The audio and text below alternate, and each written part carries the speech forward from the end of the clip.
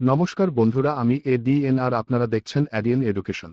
বন্ধুরা, দুটি Tejas fighter jet আজকে সফলভাবে কোঅপারেটিভ এনগেজমেন্ট সম্পন্ন করেছে অস্ত্র বিভিআর মিসাইলের মাধ্যমে। আপনাদের জানিয়ে রাখি, নেটওয়ার্ক সেন্ট্রিক ওয়ারফেয়ারের সবথেকে মূল জিনিস হলো এই ধরনের এনগেজমেন্ট। এই এনগেজমেন্টের এক্সারসাইজে প্রথমে একটি টার্গেটকে একটি তেজস এ ফাইটার জেট ট্র্যাক করে রাডার লক করে, কিন্তু যেই ফাইটারটি টার্গেটকে রাডার লক করে সেই ফাইটারটি মিসাইল লঞ্চ করবে না। এক্ষেত্রে আরেকটি তেজস বি ফাইটার থেকে মিসাইল এ ফাইটারের রেডারের থেকে ডাটা লিঙ্ক পেয়ে বি ফাইটার থেকে লঞ্চ হয়। এ ফাইটার জেটের রাডার মিট কোর্সে বি ফাইটার থেকে লঞ্চ করা মিসাইলকে গাইড করে, যার ফলে দুটি বড় অ্যাডভান্টেজ পাওয়া যায়। ডায়মন্ড স্যুট প্রথমত, এ ফাইটারটি যেহেতু র্যাডার লক করেছে তাই শত্রুপক্ষের র্যাডার ওয়ার্নিং রিসিভার মিসাইল লঞ্চের ওয়ার্নিং অপোনেন্ট পাইলটকে দেবে না।